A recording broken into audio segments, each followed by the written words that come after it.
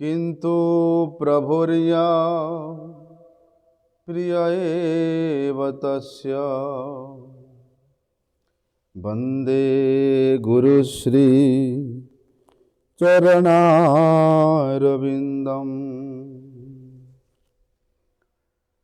वंशाक वैष्णवेभ्यो नमो नमः। संकर्षणः कारणतो यशायि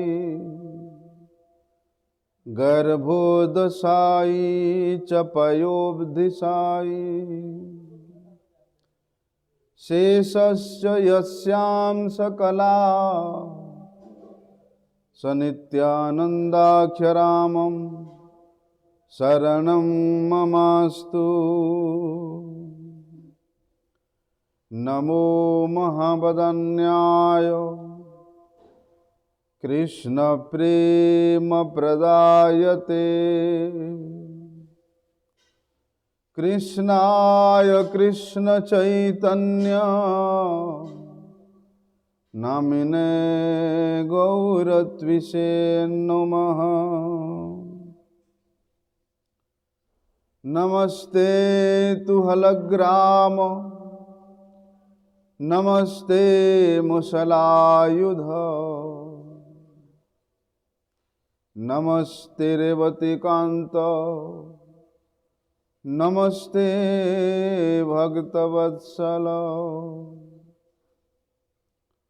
नमस्ते बलिनाम श्रेष्ठ नमस्ते धरणीधर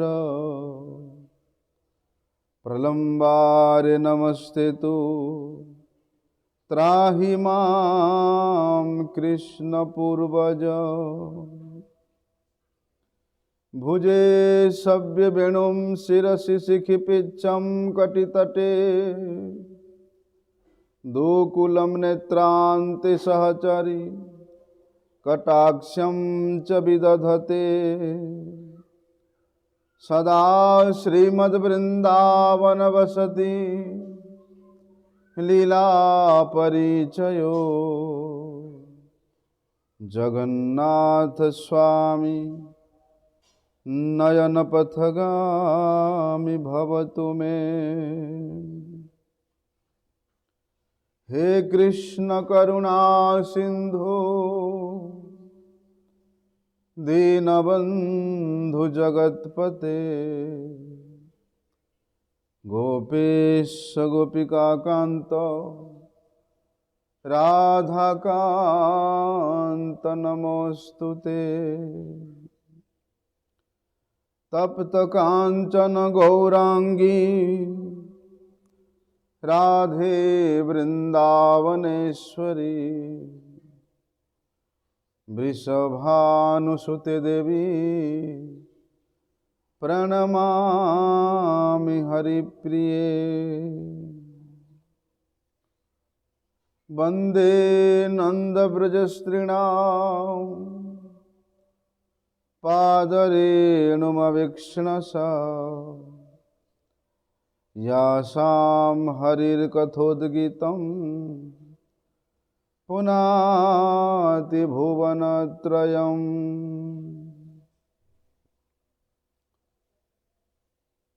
नारायणं नमस्कृत्यं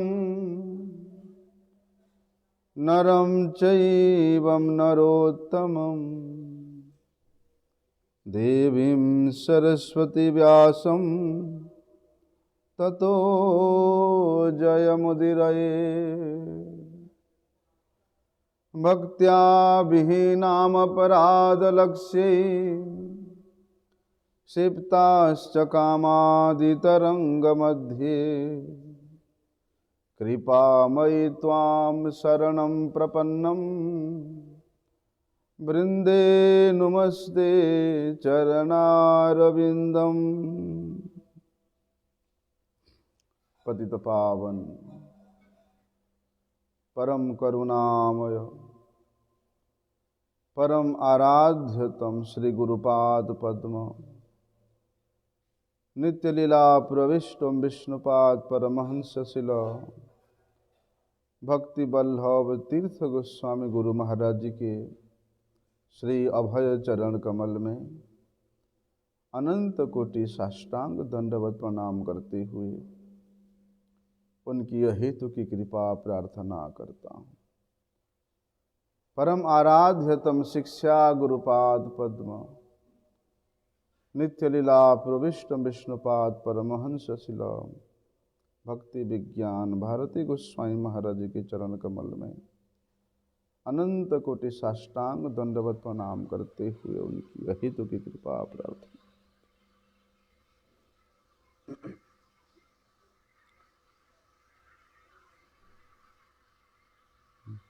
कल हम लोगों ने श्रवण किया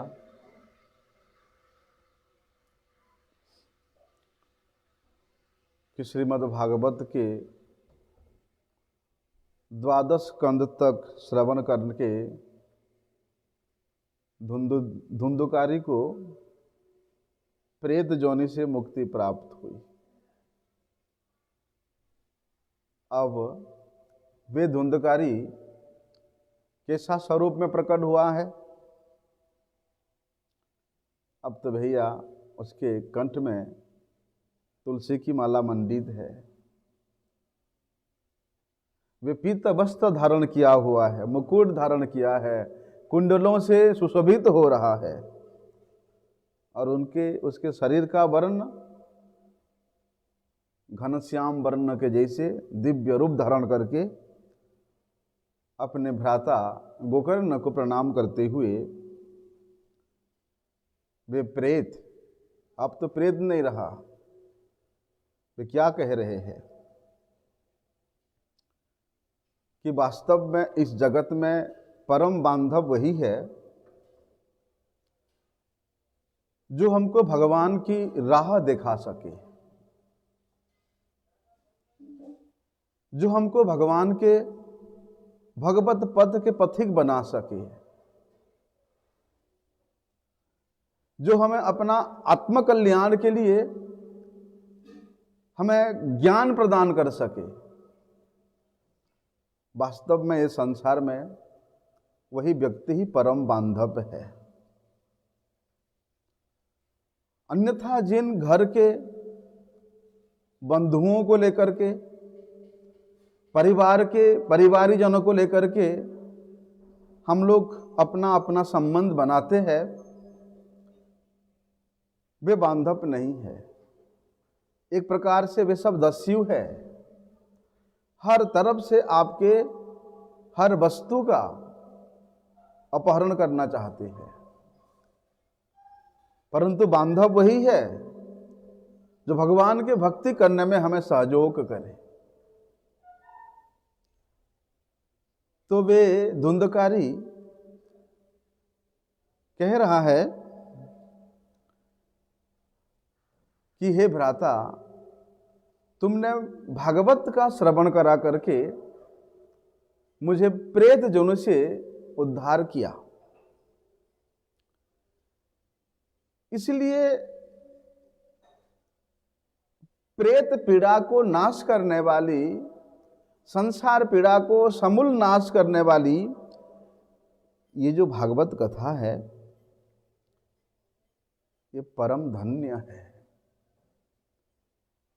जिसके कर्ण कुहरों में भी ये भागवती कथा प्रवेश किया, उसके जीवन में अकल्याण कभी हो ही नहीं सकता है।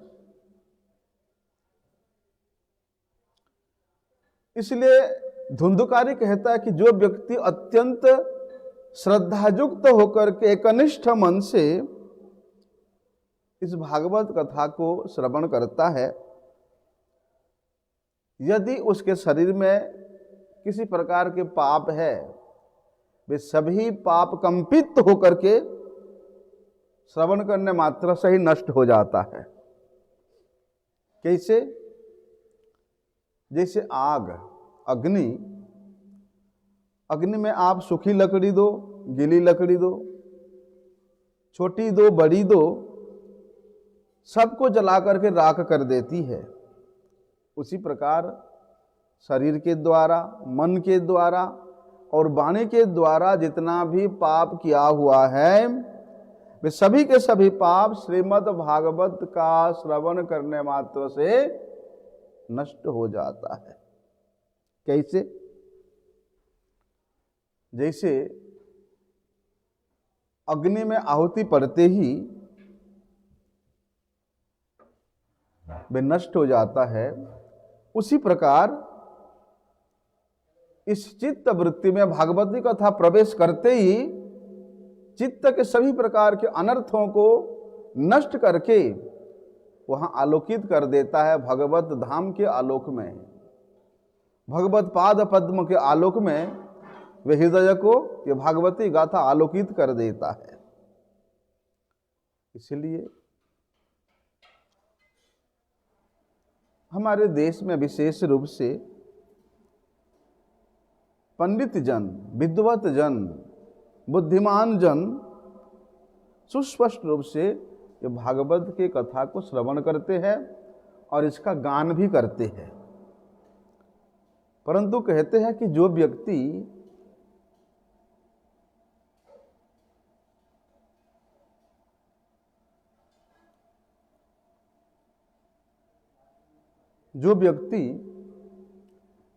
ये भागवत की कथा को श्रवण नहीं करता,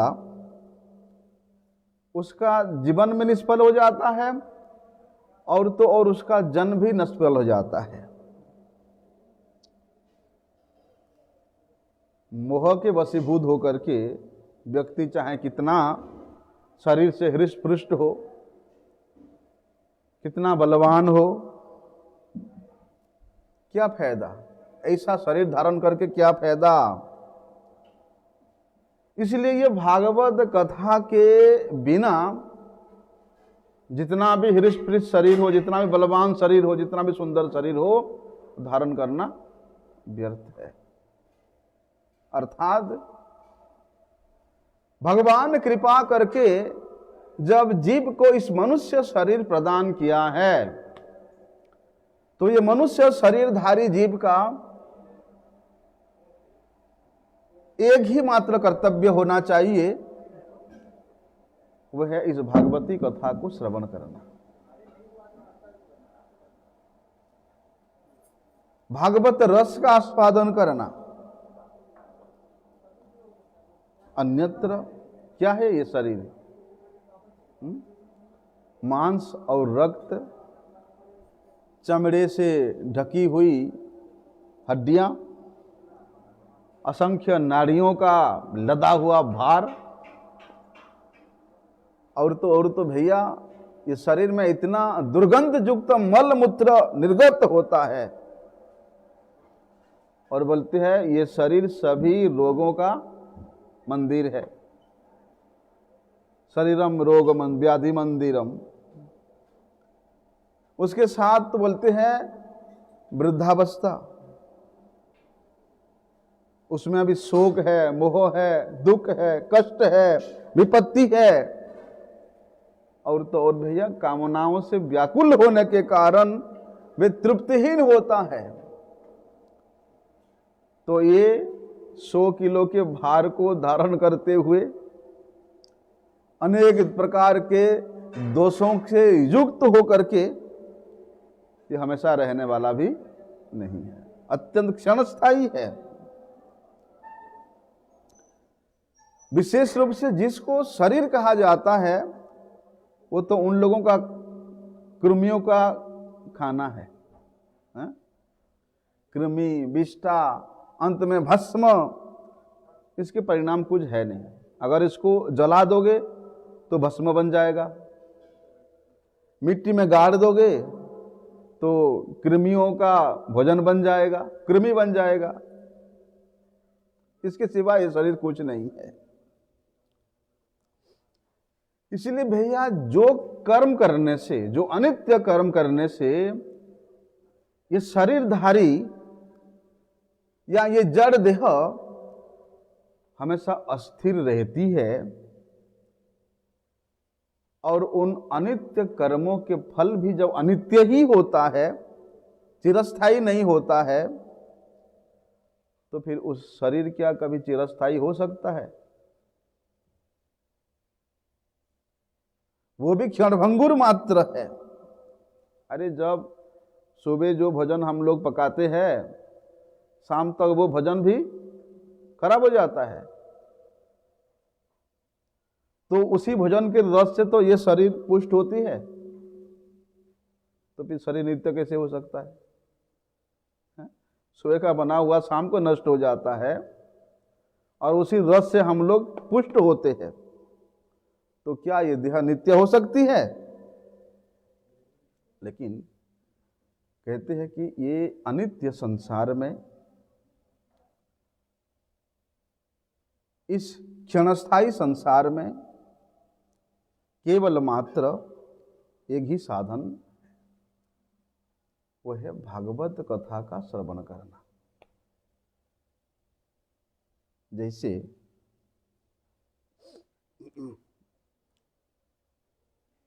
पानी में मच्छर पैदा होते हैं, बुलबुला पैदा होते हैं, और इनका तो भैया जन्म होते ही एक निमिष काल में इनका मृत्यु भी हो जाता है, समाप्त हो जाता है।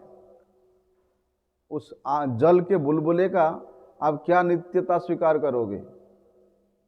अगले ही क्षण वो नष्ट हो जाता है। उसी प्रकार भागवत कथा के श्रवण के बिना मनुष्य भी केवल मरने के लिए ही पैदा हुआ है, केवल मरने के लिए ही जन्म हुआ है। हमने सुना उस धुंधकारी ने उस बांस के गांठ में जाकर के बैठा। भैया एक एक दिन का कथा श्रवण करने के उपरांत बांस के एक एक गांठ फट, 7 दिन में 7 गांठ फट गया। तो भागवत कथा से यदि बांस के उस सूखे हुए दंड की गांठ फट सकता है, तो क्या संसार के आसक्ति रूपी हमारे हृदय के उस ग्रंथि नहीं टूट सकती है? इसलिए भागवत कथा श्रवण करने मात्र से हृदय की सभी प्रकार के जो बंधन है, जो ग्रंथियां हैं, वो खुल जाती है। सभी प्रकार के संशय छिन्न भिन्न हो जाती है और सभी कर्मों का क्षय भी हो जाता है। तब जाकर के उस भागवती रूपी अमृत वाणी हमारे कानों के द्वारा जब हृदय में प्रवेश करता है, वो हृदय को परम पवित्र करते हुए उस भागवत रस का आस्वादन कराता है। उस मधुराति मधुर रस का आस्वादन करने में वो व्यक्ति समर्थ होता है। और कहते हैं जिसका चित्त वृत्ति भागवत कथा श्रवण करने में स्थिर हो गया है, वो व्यक्ति श्री हरि के चरण कमलों को प्राप्त करता है। इसमें किसी प्रकार का कोई मुक्ति के अधिकारी हो जाता है। कैसे मुक्ति? श्री हरि के चरण कमल रूप प्राप्ति रूपी मुक्ति के अधिकारी बन जाता है भागवत कथा श्रवण करने मात्र से। अरे भैया ये शिक्षा ज्ञान कौन दे रहा है? धुंधकारी।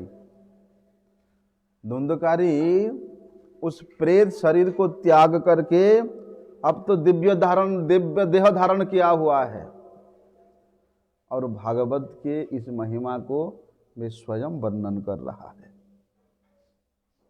तभी क्या होता है, वैकुंठ से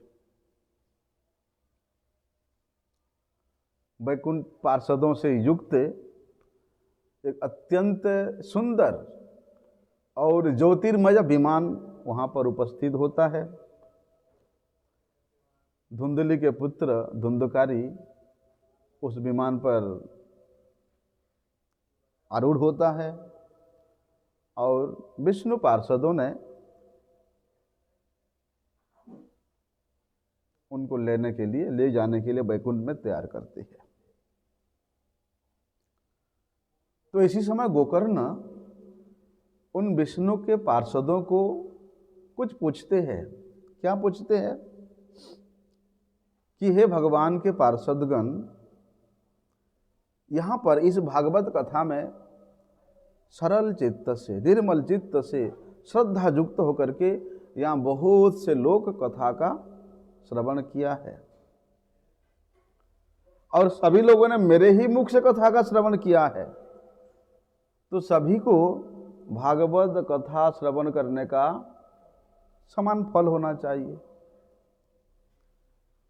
तो सबके लिए विमान आना चाहिए। आपने तो सिर्फ एक ही विमान लेकर के आया धुंधकारी को ले जाने के लिए। तो कहते हैं कि हे भगवान के पार्षदगण, आप लोग कृपा करके ये बतलाइए कि भागवत कथा श्रवण में भी ऐसा फल में भेद क्यों है, क्या कारण है। विमान में बैठे बैठे भगवान श्री हरि के पार्षदों ने कहते हैं, बोलते श्रवण के भेद के अनुसार ही उसका फल का भेद भी प्राप्त होता है। एक साथ बैठ करके सभी लोगों ने एक समान रूप से श्रवण किया, लेकिन सभी ने समान रूप से उस कथा का चिंतन नहीं किया, मनन नहीं किया, कीर्तन नहीं किया। इसलिए भजन के भेद से फल भेद ही प्राप्त होता है।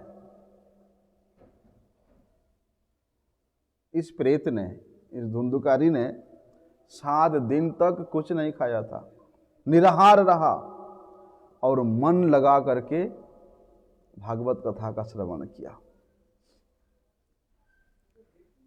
अत्यंत स्थिर चित्त से भगवत कथा श्रवण किया था, मनन भी किया था। उसके कारण केवल इसी को ही उत्तम फल की प्राप्ति हुई।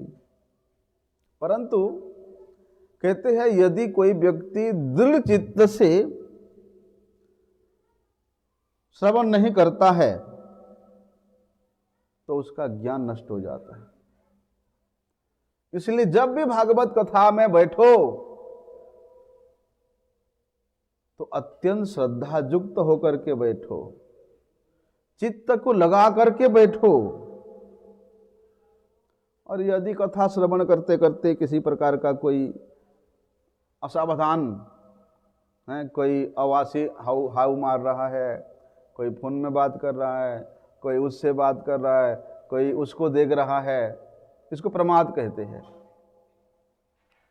यदि किसी प्रकार का असावधानी होता है तो उसको भागवत कथा श्रवण करने का फल भी नहीं मिलता है।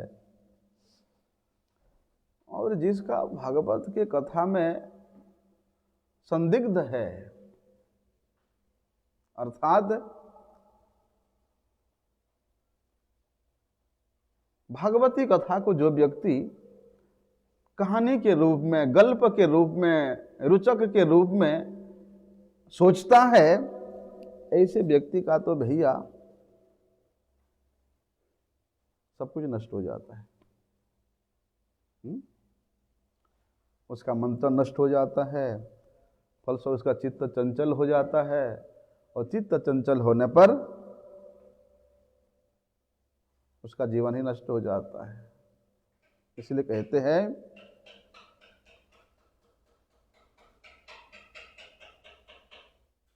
जे खाने वैष्णव नाई से खाने ना जावो, जहां गौर गुणगान तथाए ना जाओ, तथाए रहिबो। जहां जिस स्थान पर वैष्णव लोग नहीं होते हैं उस स्थान को नहीं जाना चाहिए। अर्थात अवैष्णव व्यक्ति यदि कहीं कथा कर भी रहा है तो वहां जाना नहीं।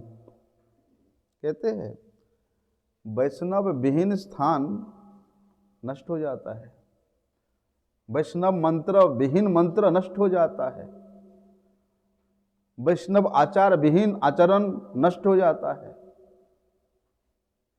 इसलिए जो अपात्र है उसको यदि हम श्राद्ध का दान दें तो वो भी नष्ट हो जाए, व्यर्थ हो जाता है। सत्पात्र को हमेशा श्राद्ध का दान देना चाहिए। जिस प्रकार जिस ब्राह्मण का वेद का ज्ञान नहीं है उसको यदि आप दान देते हो तो आपको उल्टा फल मिलेगा, अनर्थकारी होता है। उसी प्रकार जो अनाचारी व्यक्ति है, अनाचारी व्यक्ति के कारण जैसे अपना कुल परिवार सब नष्ट हो जाता है, उसी प्रकार अयोग्य व्यक्ति, अश्रद्धा व्यक्ति को यदि आप भागवत कथा, भागवत मंत्र प्रदान करते हो तो दोनों का वहां पतन होता है। इसीलिए बताया है शास्त्र में, जो व्यक्ति अपने गुरु के वाणी पर अत्यंत सश्रद्ध होकर के, गुरु के वचनों पर विश्वास युक्त होकर के, निष्किंचन रूप से, दीनहीन भाव से जीवन यापन करता है और गुरु उपदिष्ट वाणी के अनुसार अपना आचरण करता है, वास्तव में कहते हैं यही प्रत्येक मनुष्य का कर्तव्य होना चाहिए।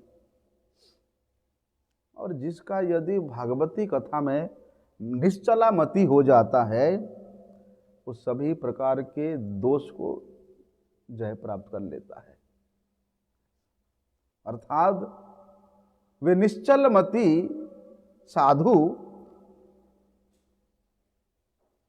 अपने मति को और कहीं लगाने का सुयोग भी नहीं मिलता है, एक ही जगह में स्थिर हो जाता है, भागवती कथा में स्थिर हो जाता है। इसलिए कहते हैं यदि इन सब विधियों को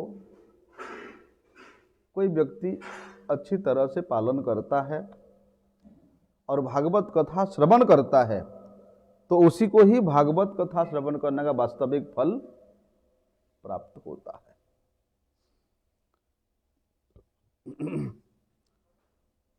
और वे वैकुंठ पार्षद कहते हैं कि इन नियमों को पालन करते हुए यदि भागवत कथा आप पुनः श्रवण कराओगे तो ये सभी के सभी भगवत धाम को प्राप्त हो जाएंगे। तो गोकर्ण को कहते हैं कि स्वयं भगवान गोविंद आपको लेने के लिए स्थान पर आएंगे। स्वयं भगवान गोविंद आपको तो स्वयं गोलोक में स्थान देंगे। ऐसे कहकर के वे भगवान के पार्षदों ने हरि कीर्तन करते करते धुंधुकारी को लेकर के वैकुंठ को प्रस्थान करते हैं।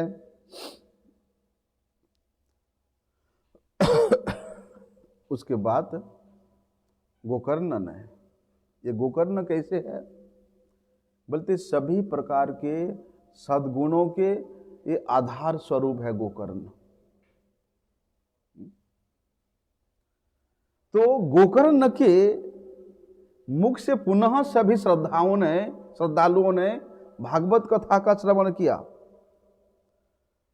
और जैसे ही भागवती कथा समाप्त होता है, एक अपूर्व घटना वहाँ घटता है।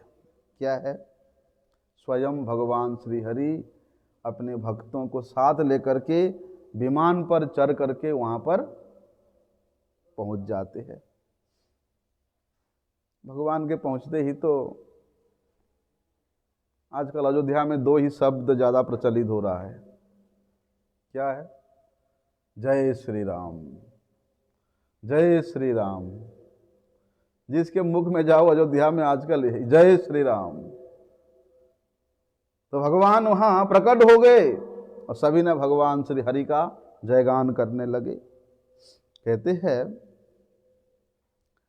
उधर भगवान भी अपनी भक्तों के जयगान के साथ अपने पांचजन्य शंख को धारण करके वे भी शंख ध्वनि करने लगे और आलिंगन किया। किसको? गोकर्ण को।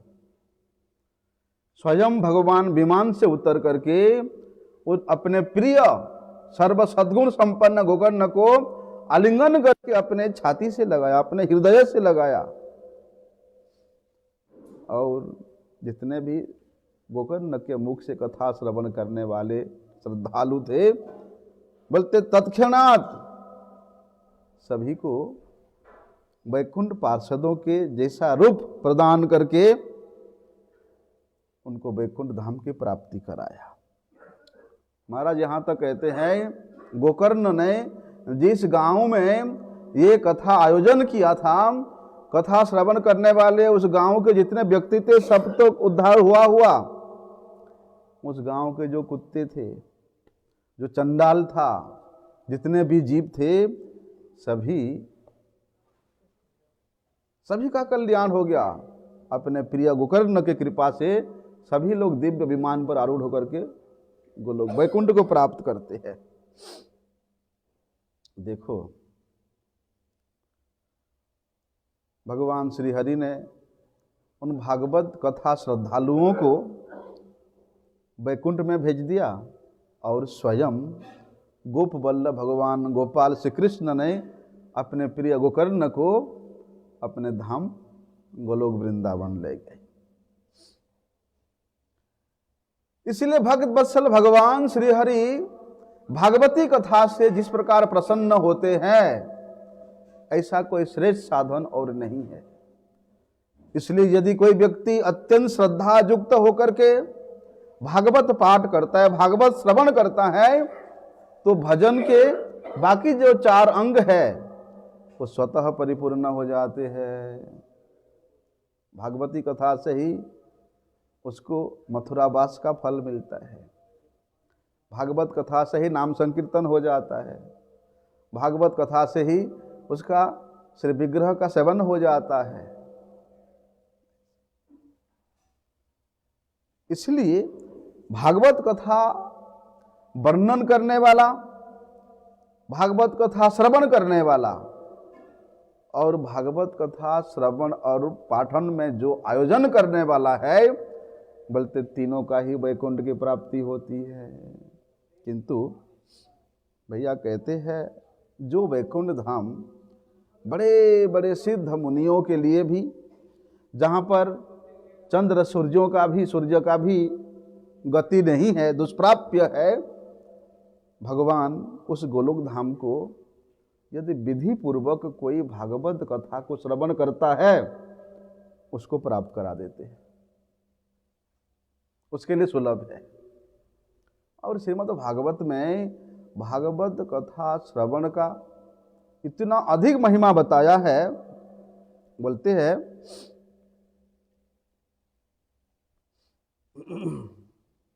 यदि कोई व्यक्ति एक बार भी निष्किंचन होकर के कानों के द्वारा भागवत के कथा को श्रवण कर लेता है, तो उसको दोबारा माँ के गर्भ में प्रवेश करना नहीं पड़ता, गर्भ की यातना उसको भोगना नहीं पड़ता है।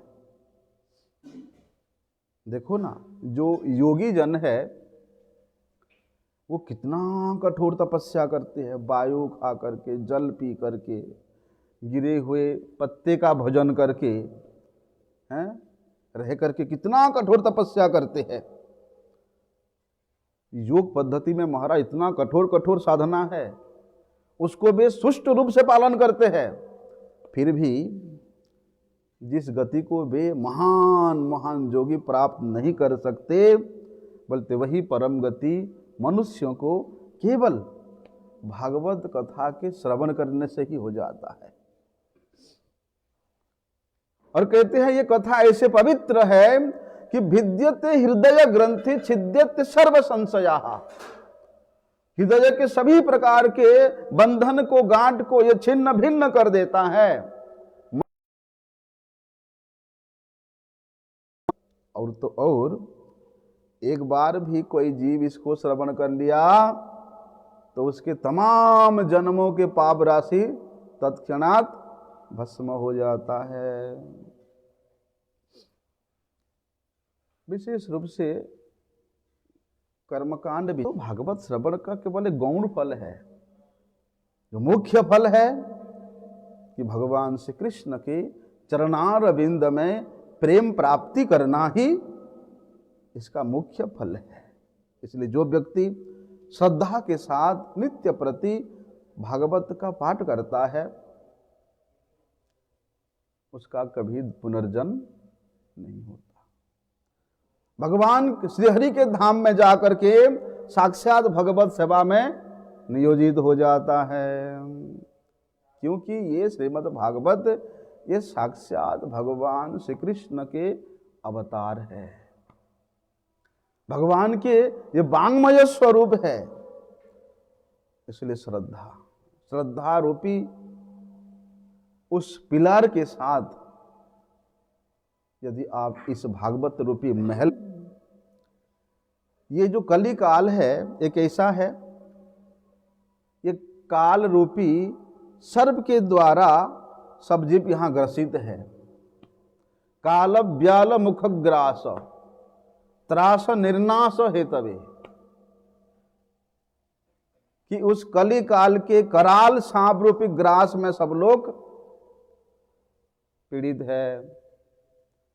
तो उसके उस चंगुल से बचने का एक ही उपाय है कि सुखदेव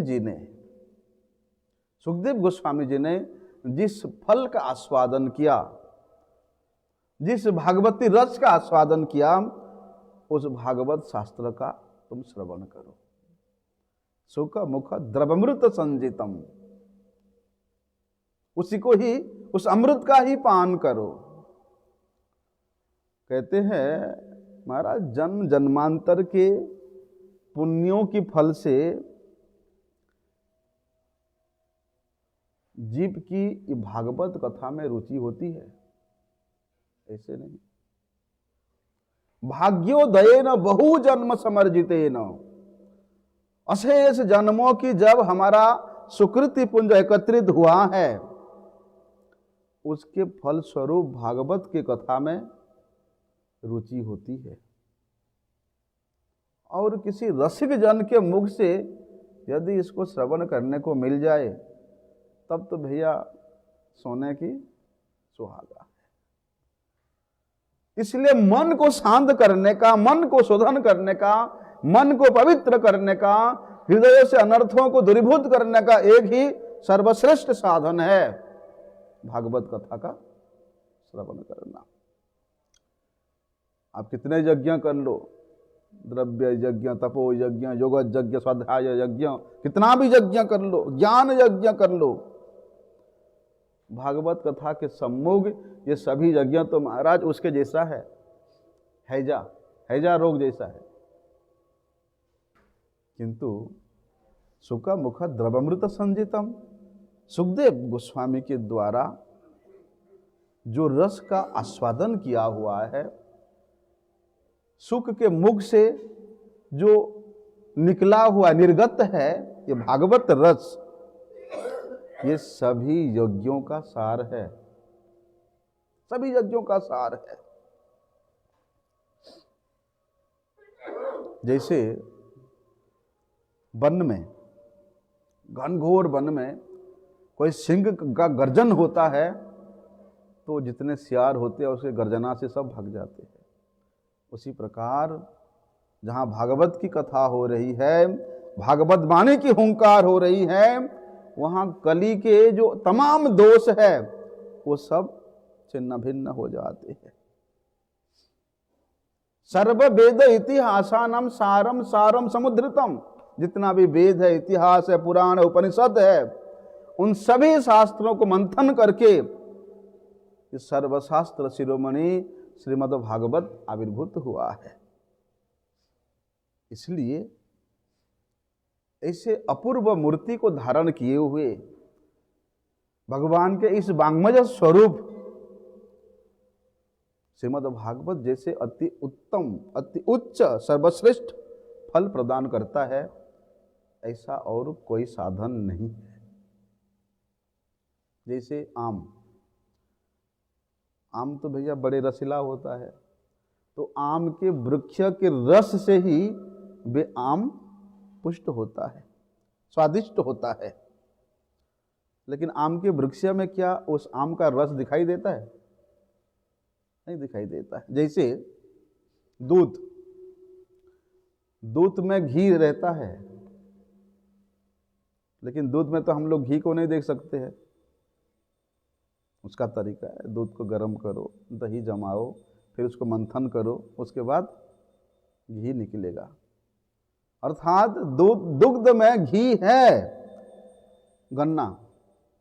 गन्ने से शक्कर बनता है, अर्थात गन्ने में शक्कर परिव्याप्त है, लेकिन दिखलाई नहीं देता है, उसका प्रोसेस है। उसी प्रकार सभी वेद उपनिषद संहिता रहने पर भी, प्रकट होने पर भी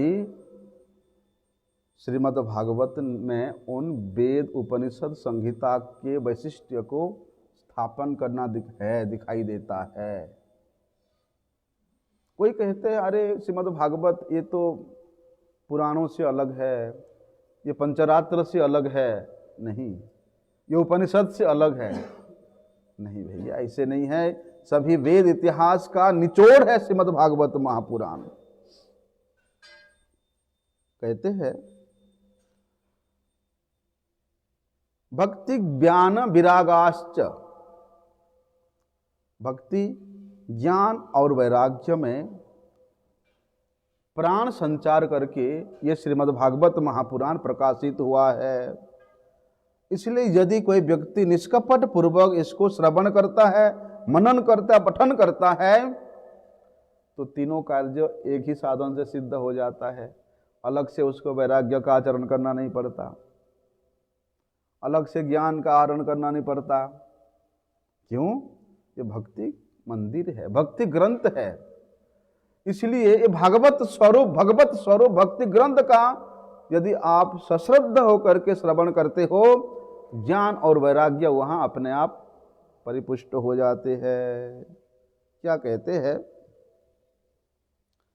वेदव्यास मुनि ने गीता, महाभारत, उपनिषद बल्कि सभी शास्त्रों का रचना किया। कितने बड़े ज्ञानी होंगे, लेकिन अज्ञानी के भांति उनके मन शांति प्राप्त नहीं हो रहा है। अरे भाई, जिन्होंने भगवद गीता, महाभारत, पुराण, संहिता रचना किया, वे इतने बड़े ज्ञानी आज अज्ञान के कारण अनुतप्त हो रहे हैं, अशांत मोहग्रस्त हो रहे हैं। क्या करें? उनके गुरुदेव के निकट जाते हैं नारद गोस्वामी। नारद गोस्वामी बोलते हैं कि तुमने जगत के कल्याण के लिए जो करना चाहिए था वो नहीं किया। इन सब कर्मकांडीय पुराणों को रचना करके तुमने लोगों का कल्याण नहीं किया। वेद का विभाजन करके तुमने लोगों का कल्याण नहीं किया। जब तुम खुद कल्याण के रूप में कल्याणकारी प्रसंग को बनाया नहीं, तो तुम शांति कैसे प्राप्त करोगे? इसलिए क्या करना, भगवान और भक्त के गाथा से परिपूर्ण तुम भागवत की रचना करो। वहाँ पर नारद गोस्वामी जी के द्वारा उनको चतुश्लोकी भागवत की प्राप्ति हुआ। तब जाकर के उनके चित्त की अशांति दूरीभूत हुआ। इसलिए श्रीमद् भागवत महाराज ये ऐसा एक ग्रंथ है कि ये जीवों के सभी प्रकार के आशाओं को परिपूर्ण करने में परम समर्थ है। और कहते हैं ये श्रीमद् भागवत के द्वारा ही लोगों के शोक, मोह, भयापहा, शोक, दुख, भय, जड़ता सब कुछ नाश हो जाता है।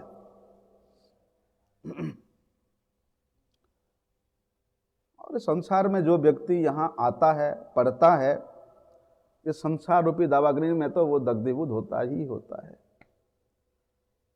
लेकिन ऐसे दग्धीभूत जीवों के भी अशुभों को नाश करके उनके सब प्रकार से मंगल करने वाला ये भागवत कथामृत, ये सज्जनों का, वैष्णवों का परम प्रिय वस्तु है, श्रेष्ठ वस्तु है। इसलिए निष्कपटतापूर्वक अकिंचन होकर के दिनहीन भाव से श्रीमद् भागवत का आश्रय ग्रहण करना चाहिए। इसलिए श्रीमद् भागवत की महिमा इतना अपार है, कौन वर्णन कर सकता है।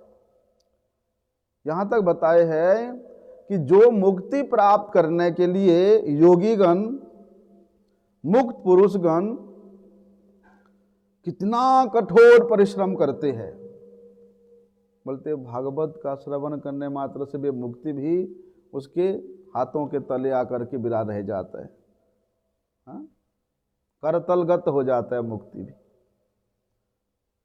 और इतना ही नहीं, श्रवण करने वाला के हृदय में श्री हरि आकर के नित्य विराजमान हो जाते हैं। इसलिए भैया ये संसार में भागवत कथा का मूल्य कोई नहीं दे सकता।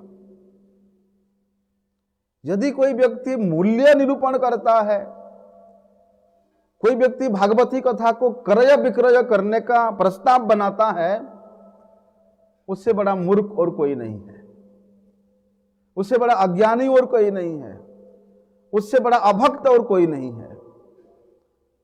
इसलिए जहां भागवत की कथा क्रय विक्रय हो जाता है, वहां तो कभी श्रवण करना ही नहीं चाहिए, क्योंकि वे अभक्त है। जो भक्त होगा वो कभी भी अपने आराध्य, अपने इष्ट, अपने प्राणाधार को बेचने का या खरीदने का बात नहीं करेगा, नहीं करेगा। अरे भगवान का मूल्य कोई दे सकता है? भागवत का कोई मूल्य दे सकता है?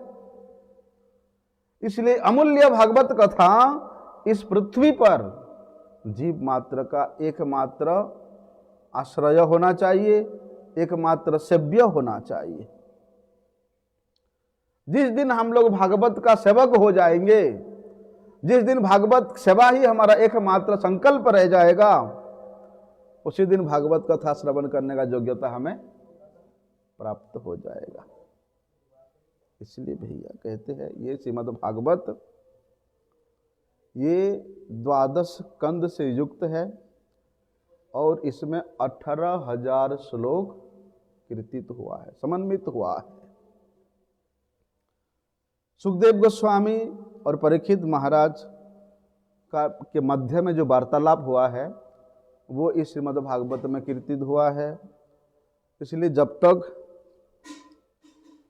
हमारे कानों में ये संसार की अज्ञानता रूपी कथा भरा जाएगा, अर्थात संसार की बातें, संसार की रस हमारे कानों और जीवा को अच्छा लगता रहेगा, तब तक उस कान में भागवत की कथा प्रवेश नहीं कर सकता, उस जीवा में भागवत की कथा कभी कीर्तित नहीं हो सकता है। और जिसको इंद्रियां संसार के विषय भोग वस्तु अच्छा लगता है, रुचिकर लगता है, वो तो भैया ऐसे जन्म जन्मांतर संसार में ही भ्रमण करता रहता है। लेकिन कहते हैं कि वस्तु की कोई आवश्यकता नहीं है। इसलिए जिस घर में नित्य प्रति भागवत की कथा आलोचना होती है, वो घर तो महाराज तीर्थ स्वरूप है। यदि न गृहे भजन देखी गृहे ते गोलोक भाय। जिस दिन से आपके घर में भागवत कथा नित्य आयोजन हो रहा है, आलोचना हो रहा है, उसी दिन से आपका घर तीर्थ स्वरूप हो गया है। और जो घर तीर्थ स्वरूप है, उस तीर्थ में वास करने वाले जो गृहस्थ जन है, उनका पाप भी तत्क्षणात, तीर्थ में तो पाप हो नहीं सकता है, नष्ट हो जाता है। इसलिए बोलते हैं एक बार यदि कोई श्रीमद् भागवत के संपूर्ण 12 स्कंद तक श्रवण कर लेता है, उसका फल बताया कि 1000 अश्वमेध यज्ञ करने का फल, 100 वाजपेय यज्ञ करने का फल जितना होता है, उसके 16 भाग के एक भाग भी, इतना महिमा है श्रीमद् भागवत कथा का। इसलिए भागवत कथा श्रवण करना मतलब एकाग्र चित्त होना चाहिए। जब तक एकाग्र चित्त नहीं होगे, तब तक श्रवण करने का कोई फायदा नहीं है। अन्य मनस्क होकर के आप कुछ पढ़ाई करोगे तो वो बेकार है ना। यहाँ तक बताया महाराज, हम लोग जो भोजन करते हैं वो भी अन्य मनस्क होकर के यदि हम भोजन भी करते हैं तो वे भोजन का रस हमारे शरीर को प्राप्त नहीं होता है। और ये तो भागवत कथा है। इसको यदि अन्य मनस्य होगे सुनोगे, एकाग्र चित्तता से रहित हो जाओगे, तो देह में जो पाप हो तो रहता है वो रहेगा ही, जाएगा नहीं। इसलिए चाहे गंगा जाओ, काशी जाओ, गया जाओ, प्रयाग जाओ, ये सभी तीर्थों भी का जो स्नान करने का फल है वो कभी भागवत की कथा का समानता नहीं कर सकती है। इसलिए यदि आप सर्वोत्तम गति को प्राप्त करना चाहते हो तो ये भागवत शास्त्र के आधे श्लोक हो, हैं? श्लोकार्धम एव वा, आधे से आधे श्लोक का उच्चारण नित्य कीर्तन यदि आप करते हो तो आपके हाथ में मुक्ति प्राप्त अवश्य है।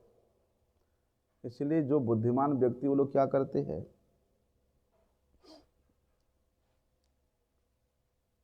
वे अन्य अन्य साधना नहीं करते। वेद में जो प्रणव है, ओंकार ध्वनि है, वे वेद माता गायत्री, जो पुरुष सूक्त मंत्र है वो, 3 वेद, और ये श्रीमद् भागवत पुराण जो द्वादशाक्षर मंत्र, गोपाल मंत्र, भगवान के भक्त वैष्णवजन, एकादशी तिथि और तुलसी, और अधोक्ष भगवान विष्णु में कभी भी पृथक पृथक तत्व का कल्पना नहीं करना चाहिए। इसलिए नियमित रूप से प्रत्येक दिन जो श्रीमद् भागवत ग्रंथ को इसके अर्थ सहित पाठन करते हैं, चिंतन करते हैं, उसके तमाम जन्मों के पाप राशि तो नष्ट होता ही है। बोलते हैं श्री हरि उसको अपने चरणों में स्थान देते हैं। इसलिए जो बुद्धिमान वैष्णव है वो क्या करते हैं, नित्य प्रति भागवत का पाठ करते हैं, एक दूसरा श्री हरि का चिंतन करते हैं,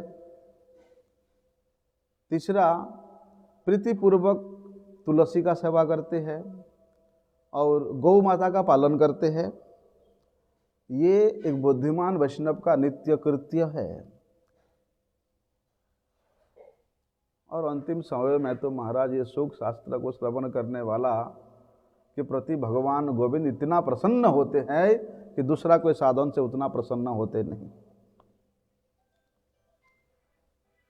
और देखो ऐसा विधान बताया है, यदि कोई व्यक्ति स्वर्ण सिंहासन पर भागवत पुराण को रख करके किसी वैष्णव को दान देता है तो उस दानकारी का भी सीधे भगवत धाम वैकुंठ की श्री कृष्ण लोक की प्राप्ति होती है। कितना महिमा है देखो। लेकिन जो धूर्त व्यक्ति है, संपूर्ण जीवन गवा दिया, लेकिन कभी भी उसके कानों में भगवान की कथा, भागवत की कथा श्रवण करने का रुचि नहीं हुआ, वो व्यक्ति तो भैया वो चंडाल है, गधे के समान उसका जीवन व्यर्थ है। वो तो केवल अपनी ये शरीर का भार ढो रहा है, उसका जन्म लेना भी अकारण है, और जो माता ने उसको गर्भ धारण किया वो भी केवल व्यर्थ ही है। कहते हैं जिसके कान में भागवत की कथा प्रवेश नहीं करती वे पापी तो भैया जीते जी मुर्दे के मापी है। जीवित रहते रहते वो मृत के समान है, पशु के तुल्य है, उसको तो देवता भी धिक्कारते हैं।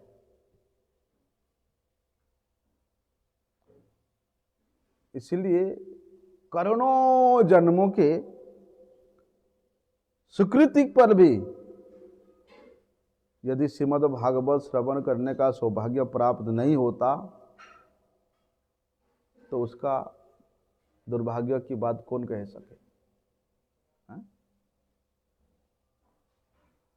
लेकिन ये संसार में महाराज वो भी सुदुर्लभ है। करोड़ों जन्मों के सुकृत के बल पर भी श्रीमद् भागवत कथा के श्रवण करने का सौभाग्य यदि प्राप्त नहीं होता तो ये श्रीमद् भागवत कितना दुर्लभ है, कितना दुर्लभ है।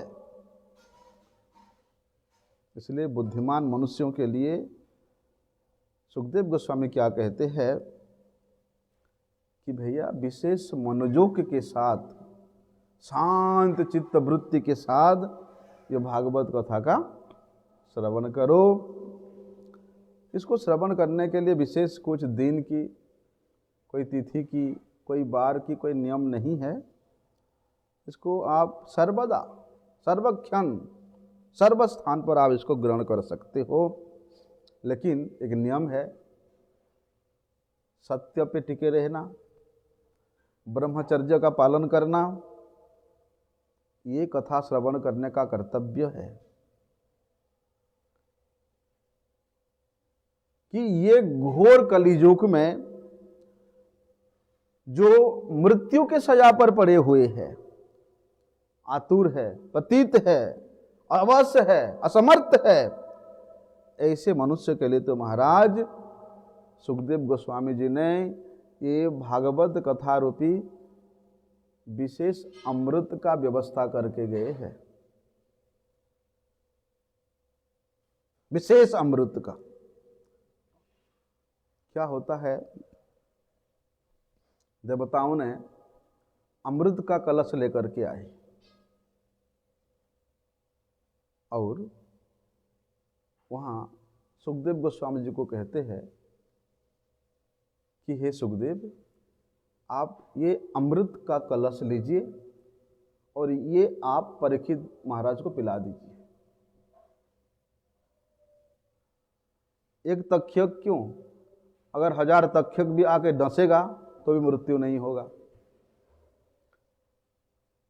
सुखदेव गोस्वामी कहते हैं, मूर्ख समझते हो, भागवत के कथा को तुम लोग इस स्वर्ग के तुच्छ अमृत के समान तुलना कर रहे हो।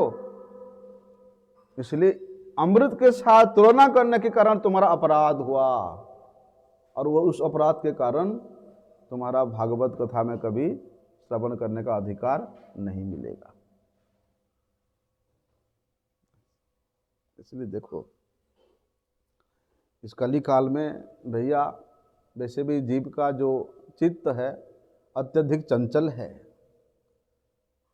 कली में जितना रोग है, जितना क्लेश है, जितना अशांति है और किसी युग में नहीं है।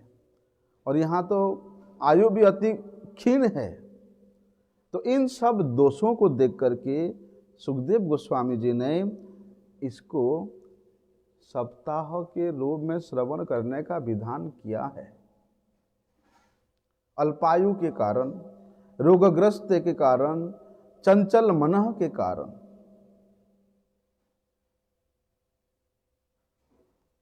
अर्थात ये सप्ताह के अंदर में कभी भी आपका मृत्यु हो सकता है। सप्ताह से तो बाहर होगा नहीं। पहले कोई सप्ताह नहीं था, पहले कोई वर्ण नहीं था, पहले कोई जाति नहीं था। अर्थात सोम से लेकर रविवार तक ये जो 7 सप्ताह है, अब ये सप्ताह किसके जीवन में कितना सप्ताह होगा क्या पता है ना। कोई 1 सप्ताह के अंदर गुजर सकता है तो कोई 100 सप्ताह रह सकता है, कोई 1000 सप्ताह भी रह सकता है ना। अर्थात जीवन के प्रत्येक सप्ताह में, अर्थात प्रत्येक क्षण में श्रीमद् भागवत को श्रवण करना चाहिए। सप्ताह के किसी दिन भी इसको नहीं छोड़ना चाहिए। इसका वास्तविक अर्थ ये है। ऐसे नहीं कि 7 दिन के अंदर में हम लोग 12 स्कंद 18,000 श्लोक का पाठ करके सुना दिया। इसलिए भागवत सप्ताह श्रवण करने का विधान है। क्या होता है,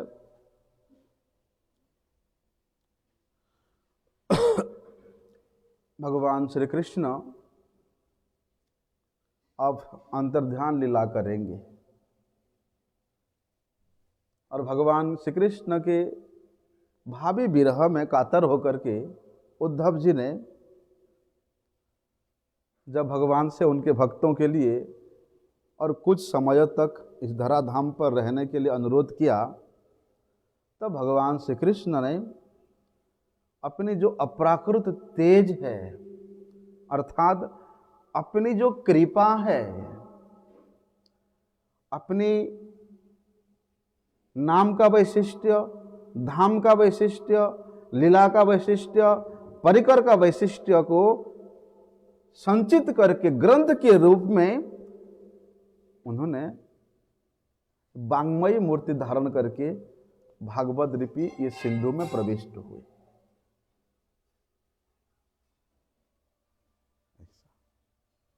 इसलिए श्रीमद् भागवत के सेवन से, श्रवण से, पठन से, ऐसे कि दर्शन करने मात्र से महाराज सभी पाप नष्ट हो जाते हैं। दर्शन करने मात्र से। ये भागवत कोई बाजार में बेचने वाला वस्तु नहीं है। भागवत लेकर के ट्रेन में लोग घूम रहे हैं, ले लो भागवत, ले लो भागवत, ले लो। भागवत उस प्रकार ट्रेन में, चौराहों पे, गाड़ियों पे बेचने वाला वस्तु नहीं है। अरे जिन भागवत को हम साक्षात भगवान के स्वरूप के रूप में मान रहे हैं। मैं देखा ट्रेन में एक व्यक्ति ने खा रहा था, वो भी राजधानी एक्सप्रेस में देखा मैंने, वो नॉनवेज खा रहा है महाराज, और वो ब्रह्मचारी गया, उसको भागवत पकड़ा दिया, लो। अरे राम राम, मैं खूब टोका। उसके हाथ झूठा है और वो नॉनवेज खा रहा है, और वो झूठा हाथ में तुम उसको भागवत पकड़ा रहे हो कि ले लो। जो भागवत को हम साक्षात भगवान मानते हैं, उन भागवत को ऐसे अपवित्र स्थानों में लेकर के हम बेचेंगे? कैसा, कहां भाव आएगा, कहां भक्ति भाव रहेगा? चलो प्रचार अलग बात है। जो भागवत का दर्शन करने मात्र से भगवान की स्मरण होता है, भागवत का दर्शन करने मात्र सभी पाप नष्ट हो जाता है, उन भागवत को हम ऐसे चौराहों पे, गलियों पे ऐसे बेचेंगे?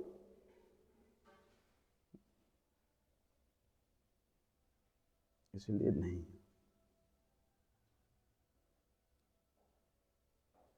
ये भागवत ये परब्रह्मात्मक है।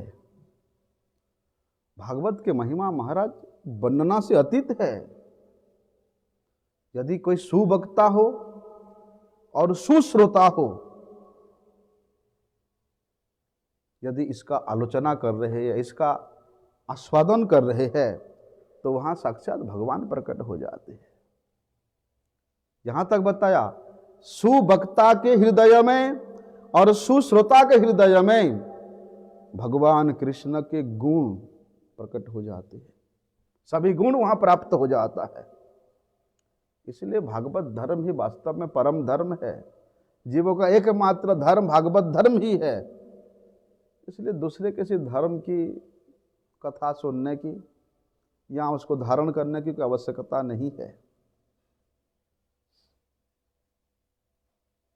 ऐसा क्या कहते हैं, देखिए, ये श्रीमद् भागवत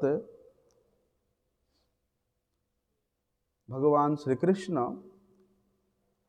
जब अपने धाम में प्रयाण किए, उसके पश्चात एक कली युग के 30 वर्ष बीतने के बाद भाद्रपद मास के शुक्ल पक्ष नवमी तिथि में सुखदेव गोस्वामी जी ने परीक्षित महाराज को ये कथा सुनाने प्रारंभ किया था। कब? कली युग के 30 वर्ष बीतने के बाद। इसका जब दूसरे सांसद हुआ था कि परीक्षित महाराज के 7 दिन श्रवण करने के पश्चात जब 200 वर्ष बीत गया, तब 200 वर्ष बाद इसको आषाढ़ मास के शुक्ल पक्ष की नवमी तिथि को गोकर्ण ने धुंधुकारी को सुनाया था। और जिस दिन से गोकर्ण धुंधकारी को कथा सुनाया था।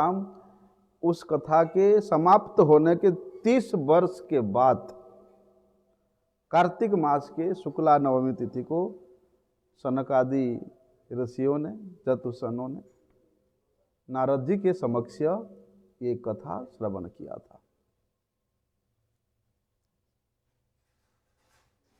इस कथा को कल से हम लोग प्रथम स्कंद से ही, प्रथम श्लोक से ही श्रवण करेंगे। आज के लिए वंशा कल्पतरुभ्यश्च कृपा सिंधुभ्यैव पतितानां पावनेभ्यो वैष्णवेभ्यो नमो नमः।